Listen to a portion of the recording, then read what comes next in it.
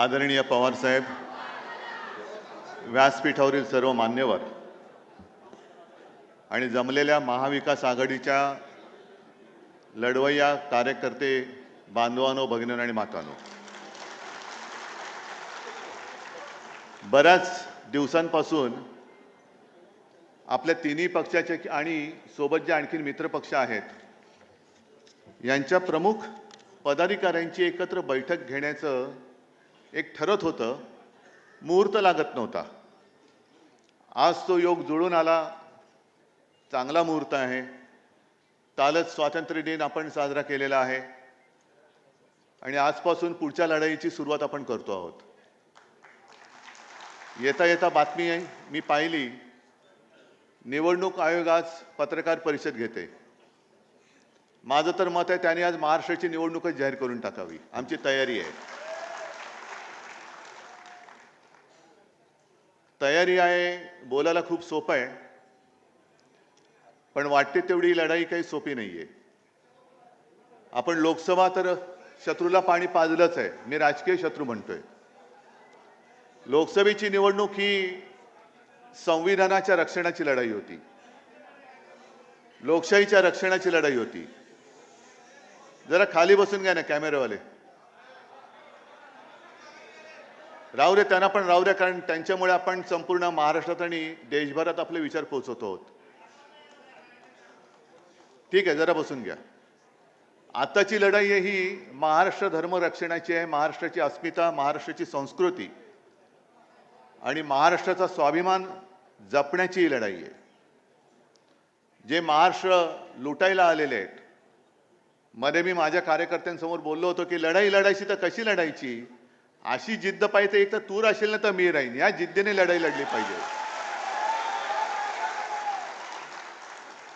फक्त हे तू राहशील किंवा मी राहीन हे आपल्या तिघात किंवा आपल्या मित्रपक्षात नको. नाहीतर काँग्रेस राष्ट्रवादीला बोलते, राष्ट्रवादी आम्हाला बोलते, आम्ही आणखीन कोणाला बोलते. एक तर तू राहशील ना तर मी राहीन. नाही, आपण मिळून जे महाराष्ट्र लुटायला आले त्यांना आपण विचारतोय प्रश्न आणि त्यांना सांगतोय की एक तर तू राहशील ना तर मी राहीन, होऊन जाऊ रे.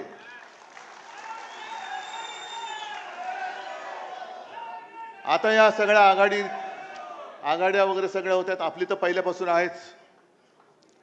सरकारला आता जाग आली की आपण काहीतरी केलं पाहिजे. म्हणजे आता ते डुबक्या मारून बघतात की पवित्र होता येईल का. मग रक्षाबंधनामध्ये ते स्वतःचे फोटो छापतायत. सगळीकडे स्वतःचेच फोटो छापतायत. तुम्हाला जे काय आज मी बोलवलेलं आहे, आम्ही सगळ्यांनी बोलवलेलं आहे, पुढच्या ज्या काही गोष्टी करायच्या त्या तुम्हाला करायच्या आहेत. आम्ही तर आहोतच. पहिल्या प्रथम आपण सर्वांनी एक शपथ घेतली पाहिजे की कोणत्याही परिस्थितीत मी किंवा महाराष्ट्राचं हित, माझ्यापेक्षा महाराष्ट्राचं हित आम्ही जपू. मला उमेदवारी मिळाली नाही मिळाली तरी चालेल, पण ह्यांना खाली खेचू. आणि साहजिकच आहे, आपल्यात काड्या घालणारे लोक आहेत, युतीमध्ये बसलेत. त्यांच्या मुख्यमंत्री पदाचा चेहरा कोण? उद्धव ठाकरे होणार का आणखीन कोण होणार? मी आज सगळ्यांसमोर स्वच्छ सांगतो की पृथ्वीराजजी तुम्ही आलात, पवारसाहेब तुम्ही आलात, तुम्ही आत्ता तुमच्यापैकी कोणाच्याही मुख्यमंत्री पदाचा जाहीर करा. उद्धव ठाकरेचा त्याला पाठिंबा असेल, या जाहीर करा. कारण मुळामध्ये मी माझ्यासाठी लढतो ही भावना माझ्यात नाहीये. ज्या क्षणी मी मुख्यमंत्रीपद सोडलं ते पुन्हा जे काही लढतोय मी माझ्या स्वार्थासाठी नाही लढत, माझ्या महाराष्ट्राच्या स्वार्थासाठी लढतोय. आणि आजपर्यंत कोणाची हिंमत झाली नव्हती, ती यापुढे सुद्धा होणार नाही. महाराष्ट्राला झोकवण्याची जो हिंमत करतो त्याला आम्ही गाडून टाकतो. ह्या इतिहासाची पुनरावृत्ती आम्हाला करायची, गाडून टाकू आम्ही त्याला. त्याच्यामुळे हे जे काय चाललंय, मुख्यमंत्री कोण होणार तर आत्ता जाहीर करा, या सगळ्यांच्या समोर जाहीर करा. आणि मी तुम्हाला पाठिंबा देतो की नाही ते होऊ द्या. सगळे चॅनेलवाले करून टाका जाहीर. मुख्यमंत्री कोण होणार आम्ही बघू, काय करायचं ते आम्ही नाही. पण आणखीन पुढचा धोका सांगतो. जो अनुभव आम्ही भाजपच्या युतीत घेतलेला आहे त्या अनुभवाची पुनरावृत्ती नकोय मला. आम्ही 20 वर्ष 25 वर्ष 30 वर्ष सेना भाजप युती मग जागा वाटप व्हायचा, मग अशाच बैठका व्हायच्या आणि त्या बैठकांमध्ये जाहीर केलं जायचं की ज्याच्या जागा जास्त येतील त्याचा मुख्यमंत्री. आणि हेच धोरण हे आम्ही एकमेकाच्या पायावरती धोंडे पाडण्यात टाकायचो. कारण तुझ्या जास्त जागा आल्या तर तुझा मुख्यमंत्री होईल, मग तुझी जागा मी पाडणार, माझी जागा तू पाडणार, तो आपली जागा तो पाडणार. म्हणजे पाडापाडीच्या राजकारणामध्ये युतीला काय महत्व राहिलं? ज्याच्या जागा जास्त होतील नाही, आधी ठरवा आणि चला पुढे. मला काही हरकत नाही त्याच्यामध्ये, ठरवा आधी, पण या धोरणाने जाऊ नका. त्याच्यानंतर आणखीन ज्या काही घोटाळे बरेच आहेत. मी आज थोडं काय विचार केला की पहिल्या प्रथम ही बैठक होते, मुंबईत होते, यजमानपद स्वीकारूया आणि जरा ओपनिंग बॅट्समनची भूमिका बजावूया आपण. ओपनिंग बॅट्समनचं कसं असतं की चांगला स्कोर केला तर केला, नाही तर विकेट फेकायची आणि मॅच एन्जॉय करायची. बाकीचे प्लेयर खेळणारे आहेतच, त्यांची बॅटिंग बघू.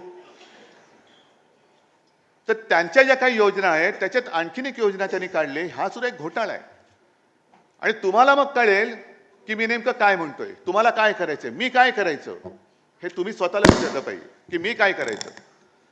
त्यांनी आणखीन एक जी काही घोषणा केलेली आहे, 50,000 दूत आले ना तुमच्या कानावर, काय योजना दूत, म्हणजे सरकारच्या योजना या घरोघरी पोहोचवण्यासाठी 50,000 दूत हे यांचेच चेले चपाटे असतात. 50,000 दूतांना 10,000 रुपये पर मंथ, म्हणजे लाडक्या बहिणीला 1,500 रुपये. आणि यांना पोचवायचं नाही, ते आपल्याला पोचवायचं, पण यांच्या योजना पोचवणाऱ्याला 10,000 रुपये. मग त्या दूतांची खोटी नावं दिली जातील, त्याच्यातनं पैसा ओरबाडला जाईल. आणि हा सगळा घोळ जो आहे, हा सगळा जो गोंधळ आहे, हा पुढे चालू ठेवायचा.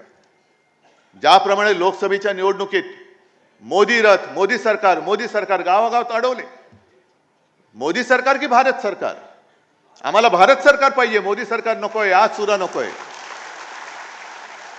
आणि हा जो काय पैसा आहे तो यांच्या खिशातला नाहीये, हा जनतेचा पैसा आहे. आणि त्या जनतेच्या पैशाची लूट तुम्ही तुमच्या घोटाळेबाज योजनांची जाहिरातबाजी करण्यामध्ये करता आहात. हा घोटाळा आहे. मग ते दूत म्हणून जर का पैसे देऊन गावात फिरणार असतील तर तुम्ही जे सगळे बसलेले आहात ते कोण आहात? तुम्ही आपल्या महाविकास आघाडीचे दूत बनू शकत नाही. गावागावामध्ये जाऊन आपण केलेली चांगली कामं, 2.5 वर्षामध्ये जी आपण चांगली कामं केली ती सुद्धा लोकांना सांगितली पाहिजे. मग करोनातलं काम असेल, शिवभोजन असेल, शेतकऱ्यांची कर्जमुक्ती असेल, अनेक गोष्टी तुम्हाला माहिती आहेत सगळ्या. या सगळ्या गोष्टी जसं ते एक थापेबाजी करणार आहेत, अहो आम्हाला तर 2.5 वर्ष आम्ही भोगली, त्याच्यानंतर आता 2.5 वर्ष तुम्हीच बसलात तिकडे. मग 2.5 वर्षामध्ये जे काय केलं ते खरं खोटं सरकार म्हणून हे सांगतात, काही जनता म्हणून सांगेल तुम्ही काय केलं होतं आणि आम्ही काय केलं होतं. आणि म्हणून मी शिवसैनिकांना एक मागे कार्यक्रम दिला होता. जसं 2014 साली चाय पे चर्चा ही जी काय मोदींनी एक वापरली होती टूम, माझं म्हणणं आहे की आता होऊन जाऊ दे चर्चा, होऊन जाऊ दे चर्चा. तुम्ही काय केलं आणि आम्ही काय केलं. नुसतं तू नालायक आहेस म्हणून मी लायक होत नाही, आम्ही काय केलंय हे सुद्धा त्यांना सांगावं लागेल. आणि निवडणूक लांबवण्याचा जो काय त्यांचा जो खटाटोप चाललाय, महापालिका निवडणुका घेतच नाहीयेत. विधानसभा सुद्धा आता म्हणतायत की एखाद महिना पुढे ढकलतील.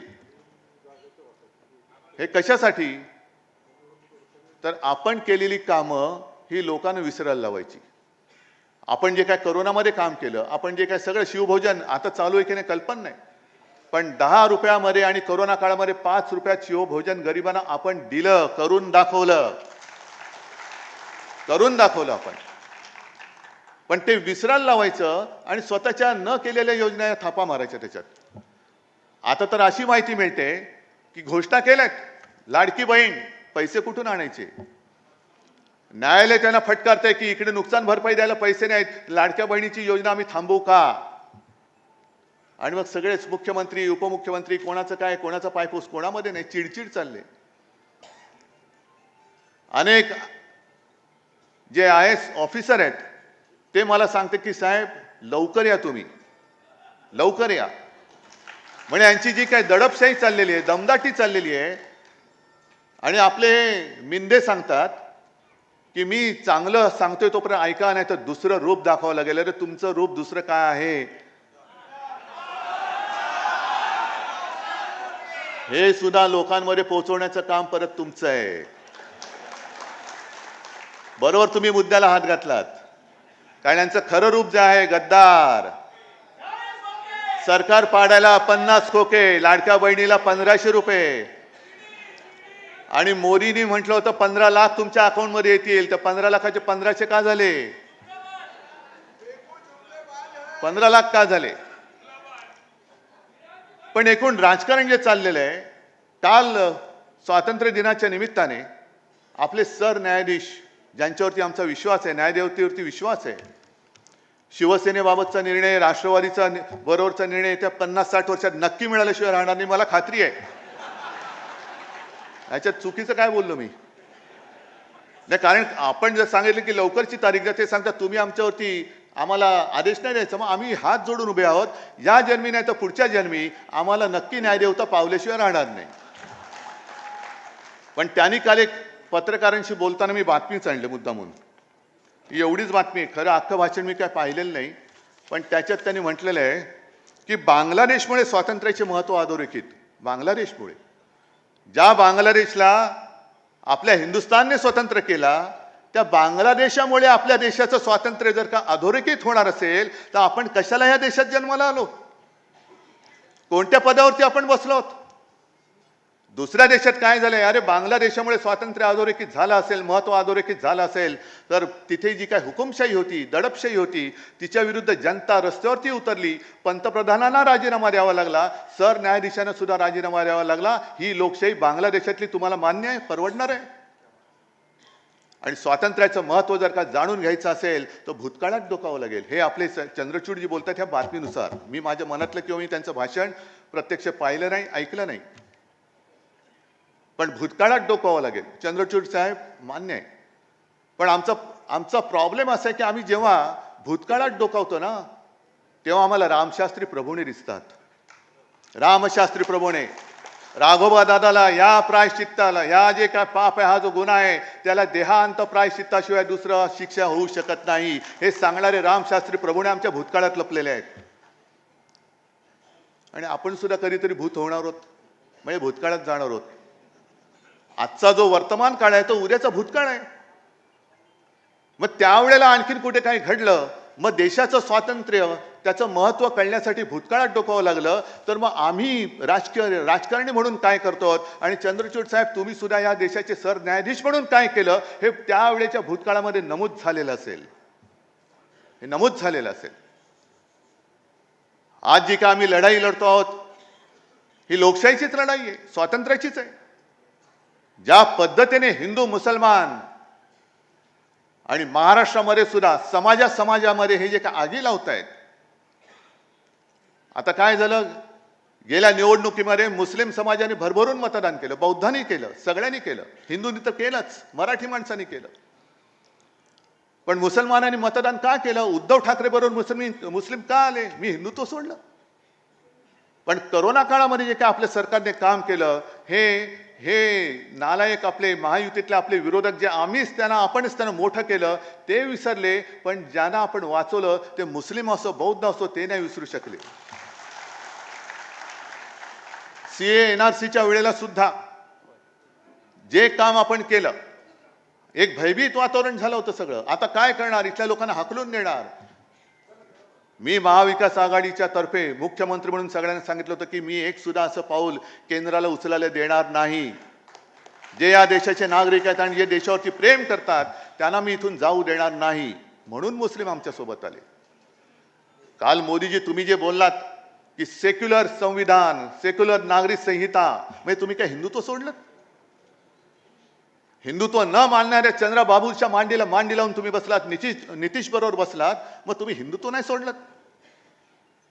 मग उगाच आपल्यामध्ये आगी लावण्यासाठी म्हणून तुम्ही ते वक्फ बोर्डाचं बिल का आणलं?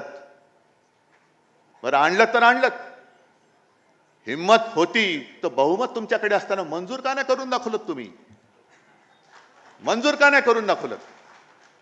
नोटबंदी तुम्ही आम्हाला विचारून केली होती, आम्ही तुमच्या सोबत होतो. पण सगळे मंत्री, कॅबिनेट मंत्री असं म्हटलं जातं की त्यांना लॉक करून मोदी बाबा एकटे टीव्हीवरती गेले आणि आज रात 12 बजे लोकांना वाटलं 12 बजे काय होणार देव जाणे, नोटबंदी. मग आज बहुमत तुमच्याकडे असताना हे विधेयक मांडण्याचं नाटक हे थेर का केलं तुम्ही? शिवसेनेचे खासदार उपस्थित नव्हते. अरे नव्हते, कारण मी स्वतः दिल्लीत होतो, माझे सगळे खासदार माझ्यासोबत होते. आणि त्या बिलावरती चर्चा करण्याचं जर ठरवलं असतं तर माझे जे खासदार आहेत ते येऊन बोलले असते काय बोलायचे असते ते. पण तुम्ही वक्फ बोर्डाची जमीन जर ढापून तुमच्या उद्योगपतींच्या घशात घालणार असाल, जसं तुम्ही आमच्या हिंदू संस्थानांच्या मंदिराच्या जमिनी लाटताय, लुटतायत आणि तुमच्या लाडक्या कॉन्ट्रॅक्टरला देत आहात. महाराष्ट्रामध्ये सुद्धा देवाची, संस्थानाची, मंदिराची जमीन किती राजकारण्याने ढापले त्याची यादी काढा. मराठवाड्यामध्ये किती ढापलेली आहे, बीडमध्ये किती केलेली आहे. लावा ना एकदा तो काय प्रश्न आहे तो धसाच लावा. कोणी केले ती जमीन ढापले? बीडमध्ये तर केस सुरू आहे. अरे वक्फ बोर्ड तर बाजूला ठेवा, माझ्या मंदिराची जमीन चोरली जाते आणि त्याच्यावरती तुमचे मित्र येऊन बांधकाम करणार असतील तर आज मी जाहीर करतो, वक्फ असो किंवा हिंदू संस्थान असेल किंवा कोणत्याही धर्माच्या जागा असतील, आम्ही वेळ वाकडं काही त्याच्यामध्ये होऊ देणार नाही, अजिबात नाही होऊ देणार. अयोध्येमध्ये तुम्ही जे काही केलं, कार सेवकांनी बलिदान केलं, कोणासाठी केलं?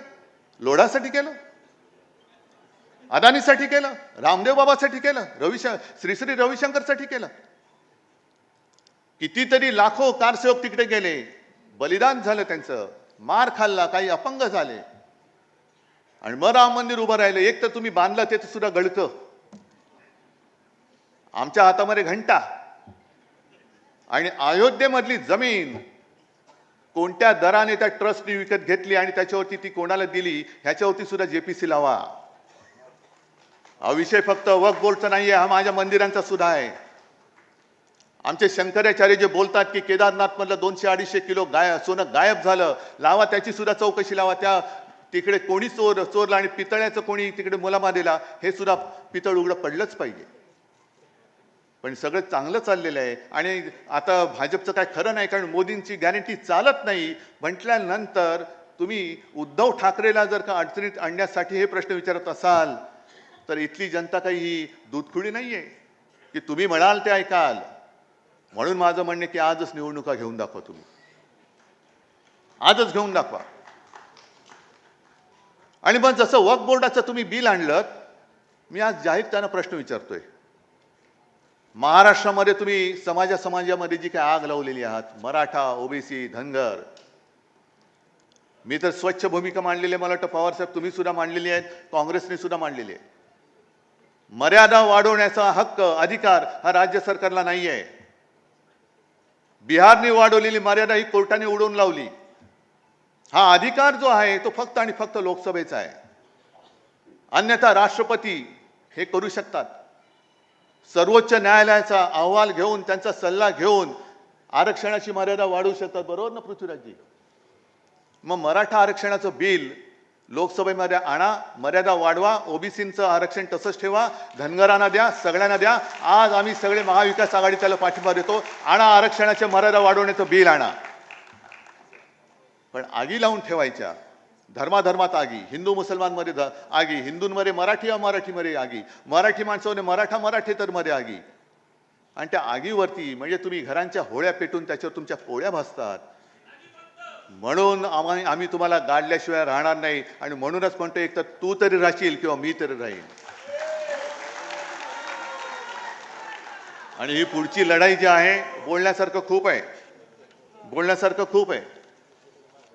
अगदी मुंबईची सुद्धा हालत त्यांनी काय करून ठेवली ती बघा. मला कल्पना आहे इकडे महाराष्ट्रातनं सगळे लोक आलेत, पण मुंबईकर जे आलेत, मुंबईमध्ये बेसुमार जे काय खोदकाम चाललेलं, मेट्रो मेट्रो मेट्रो आणि दुसरं बिल्डिंग. मग बातम्या ज्या येतात, धरणं भरली तरी मुंबईकरांची तहान का भागत नाही? कारण तुम्ही खोरून ठेवलंय सगळं. काही ठिकाणी गटाराचं पाणी पिण्याच्या पाण्यामध्ये मिक्स होतंय. अनेक मुंबईकरांना पोटाचे विकार होत आहेत. कोण जबाबदार? कोण आहे? कोण जबाबदार आहे? कारण मुंबईला यांनी कधी शहर म्हणून बघितलंच नाही. मुंबईकरांना कधी आपलं मानलंच नाही. सोन्याची कोंबडी अंड देणार ही कोंबडी म्हणून जर का मोदी आणि शहा बघत असतील आणि स्वतः जरी शाकाहारी असले तरी सोन्याचं अंड देणारी कोंबडी जर तुम्ही कापणार असाल तर मुंबईकर तुमची काय हालत करेल ते त्या निवडणुकीत कळेल, या निवडणुकीत कळेल. म्हणून एकच हात जोडून नम्र विनंती की लोकसभा निवडणूक आपण महाराष्ट्राने देशाला दिशा नक्की दाखवलेली आहे. आता ती दाखवलेली दिशा ही पुढे कायम ठेवण्यासाठी ही निवडणूक आपल्याला जिंकणं अत्यंत महत्त्वाचं आहे, अत्यंत महत्त्वाचं आहे. मगाशी नाना तुम्ही नव्हतात, मी बोललो की मुख्यमंत्री कोण होणार. आज काँग्रेसने चेहरा जाहीर करावा, पवार साहेबांनी करावा, मी त्याला पाठिंबा सगळ्यांच्या समोर द्यायला तयार आहे. फक्त जागेवरनं मारामाऱ्या करू नका, जागेवरनं मारामाऱ्या करू नका. एखादी जागा वाटपामध्ये काँग्रेसकडे गेली म्हणून शिवसेना आणि राष्ट्रवादीने काम करायचं नाही असं करायचं नाही. शिवसेनेकडे आली राष्ट्रवादी आणि काँग्रेसने काम करायचं नाही असं नाही. राष्ट्रवादीने दिली तरी सगळ्यांनी काम केलं पाहिजे, तरी केलं पाहिजे. अरे एकजूट, नुसती वज्रमूठ शब्दात असता कामा नये, वज्रमूठ ही कामात दिसली पाहिजे. आणखीन दुसरी अत्यंत महत्वाची गोष्ट म्हणजे शिवसेना. होय, मी शिवसेनाच म्हणतो कारण ते तोतई आहेत, ते चोर आहेत.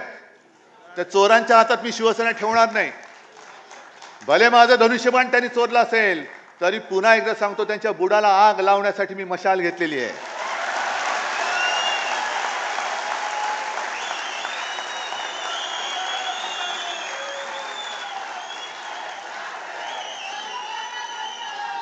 लोकसभेच्या वेळेला मशालीचा प्रचार करायला जरा वेळ कमी मिळाला. त्याच्यानंतर पवार साहेबांचा सुद्धा पक्ष चोरला, चिन्ह चोरलं, तरी सुद्धा आपण यश मिळवलं. काँग्रेसच्या नशिबाने काँग्रेसचा हात त्याच्या सोबत आहे.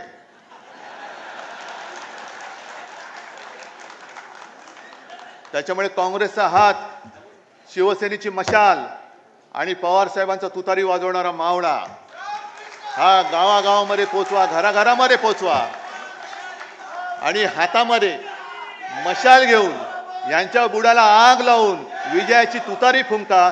जय हिंद, जय महाराष्ट्र.